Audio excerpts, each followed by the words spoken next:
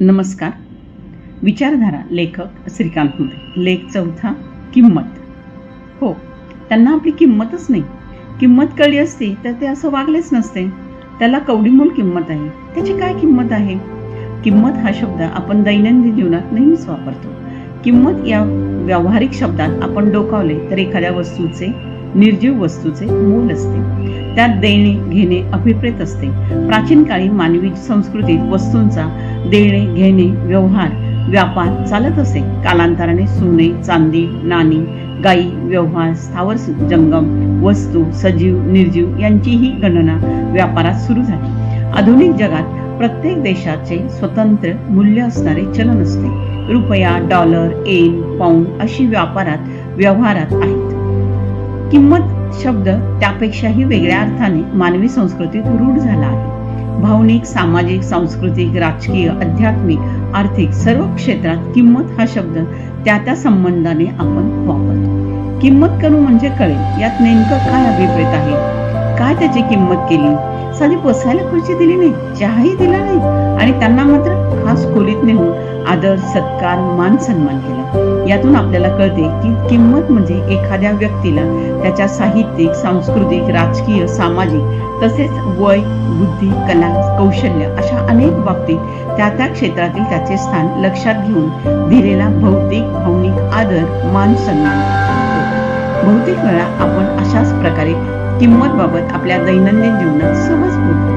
आजकाल साधू, संत, महाराज आले की आपण नतमस्तक होतो. आदराने त्यांना स्थान देतो, पूजा अर्चा करतो. गायी, बैलाला व प्राण्यांनाही पूजतो. धर्म, देव, निसर्ग, पूजा या सर्वांना विशेष महत्त्व प्रत्येकजण त्या क्षेत्रात देत असतो. भाषा, धर्म, पंथ, देश यानुसार प्रत्येकजण दैनंदिन जीवनात किंमत देत असतो. उदाहरणार्थ, भारतीय स्त्रिया वडाची पूजा करतात, पिंपळाची पूजा करतात, लिंबाच्या झाडाची पूजा करतात. म्हणजेच आपल्या जीवनात या वनस्पतींना आदराचे स्थान आहे, किंमत आहे. आपण नद्या, समुद्र यांचीही पूजा करतो. पाण्याची किंमत समजते. रुपयाची म्हणजेच लक्ष्मीची पूजा करतो. भावनिक क्षेत्रात किंमत करताना आदर, सन्मान, मान, चांगलं बोलणं, स्वागत, विचारपूर्वक ऐकणं याचाही समावेश होतो का? होय. जीवनाच्या सर्व क्षेत्रात आपण किंमत हा शब्द त्या अनुषंगाने वापरतो. मोठ्या लोकांना किंमत दिलीच पाहिजे असे आपण म्हणतो, तेव्हा श्रीमंत, राजे, आमदार, नामदार, वरिष्ठ अधिकारी यांचा या लोकांमध्ये समावेश होतो. किंमत हा शब्द कितीतरी वेळा आपण प्रसंगानुरूप वापरतो. नव्हे तर त्या प्रसंगात जो अर्थ अभिप्रेत आहे त्या अर्थाने आपण तो वापरतो. म्हणजेच जेव्हा आपण एखाद्या मंदिरात जातो तेव्हा आपण पुजाऱ्याच्या पाया पडतो. वयोवृद्धास आपण बसायला जागा देतो. म्हणजेच त्याच्या वयाची किंमत आपण करतो. होय, या ठिकाणी किंमत हा शब्द येतो तो आदरार्थी आपण वागतो. या संदर्भाने आई समान भगिनींना आपण आईच्या स्थानी मानून त्यांची किंमत करतो. थोडा अर्थ व्यापक जरी वाटला तरी आपल्या जीवनात आपण वयोवृद्ध, तपस्वी, अभ्यासू, ज्ञानी माणसाची मानवी मूल्ये जपणाऱ्यांची किंमत करतो. चोर, लुटाळू यांची किंमत आपण करीत नाही.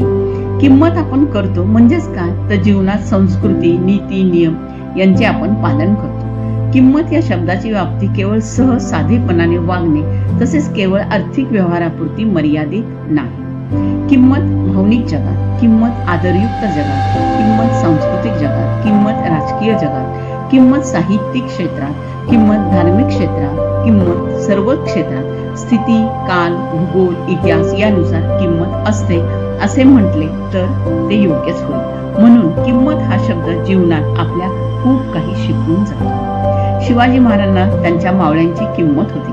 येथे महाराजांच्या मनातले मावळ्यांचे महत्वाचे स्थान असे अनेक अर्थ अभिप्रेत आहेत. यांना मावळ्यांच्या जीवनाचे मोल माहिती होते.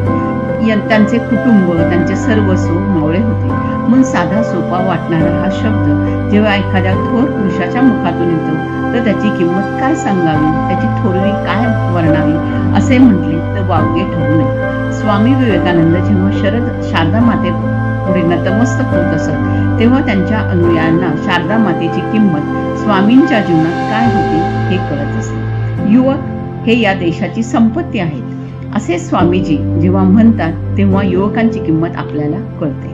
तेव्हा किंमत कळण्यासाठी काय हवं? यासाठी सहज साधे ज्ञान, सामान्य बुद्धिमत्ता असली तरी चालेल. किंमत केवळ व्यापारी शब्द नाही, तर जीवनाची किंमत खरे बोलण्यात आहे. त्याचप्रमाणे जीवनाचे सारे प्रत्येक किंमत करता येणे, मोल करणे, पारख करता येणे यात आहे. म्हणूनच जीवनात किमती बाबतीत लाखो पैलू आपण अनुभवतो. आपण समजून वागतो, आदरयुक्त बोलतो, वागतो.